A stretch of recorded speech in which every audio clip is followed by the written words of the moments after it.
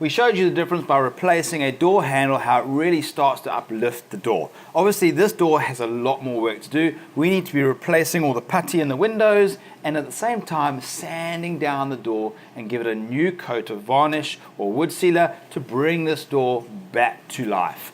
The easiest way to do this is to actually remove the door from its hinges. We've got a lot of work at hand here and it'll be much easier on a level surface. At the same time, it exposes our door frame, giving us easy access to sand that too. Let's get started. When removing a door from the hinges, it is going to want to drop down. To prevent that, you need to chock the bottom side of the door. I'm just using a screwdriver on the underside. That'll hold the door up and prevent it from dropping down, pulling out of the hinges. Often your screws can be seized or corroded to the hinge itself. Just give the screwdriver a gentle tap to break that corroded bond between the screw and the hinge. Now, depending on the condition of the putty will determine whether or not you have to remove all the putty and the pane of glass before you start sanding it down. If you do have to remove the panes, number the window panes to make sure they go back in the same position.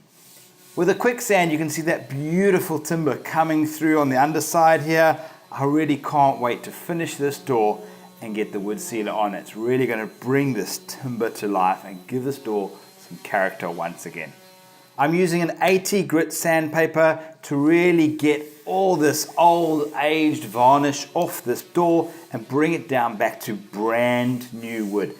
I've sanded this door all the way down to its bare timber and I love the look of the wood coming through, so much so that I've decided to go with a clear wood preservative on this timber. It really will enhance the wood and make it look beautiful. You'll see I've also removed all of the putty, so I am going to put the sealer on the inside edge of the sills to seal those areas up right next to the window panes.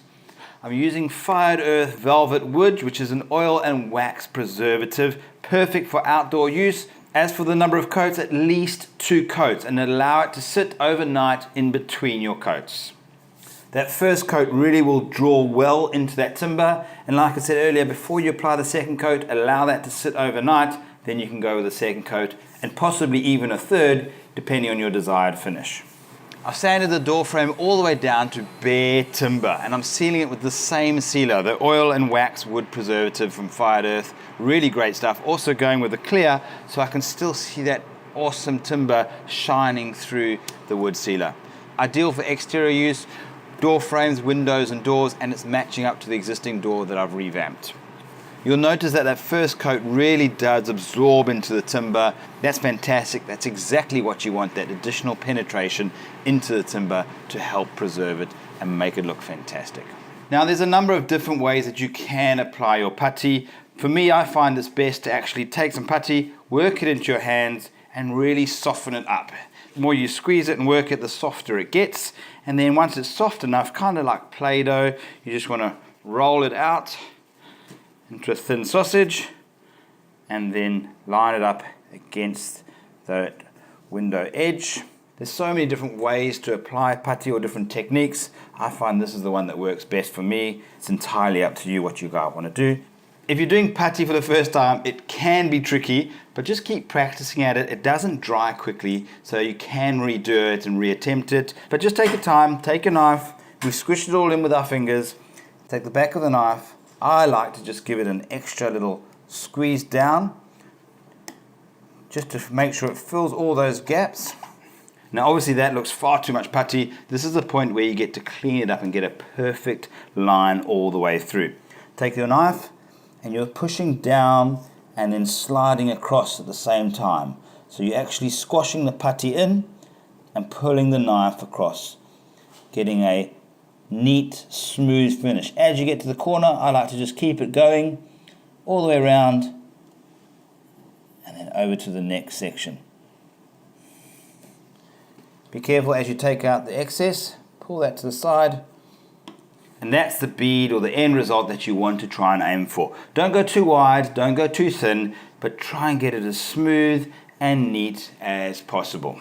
There you go, the DIY, the revamp of this door is complete. Very simple to do, and what an amazing difference. What a compliment to your home this really is. Easy to do. We started with the door handle, we sanded the timber all the way down to bare wood and gave it a couple of coats of wood preservative. We also replaced all the window putty around the windows, and it looks fantastic. What an awesome feature to have in your home to complement the rest of your home. Once you get to experience the results of your own DIY, you'll see it is absolutely contagious. There's no better way and no better feeling than uplifting your home and personalizing it to your tastes. If you enjoyed this clip, like it, share it. You can also subscribe to the Builders Fan YouTube channel, where there's a range of DIYs and how-tos just like this to encourage you to give it a go and get it done.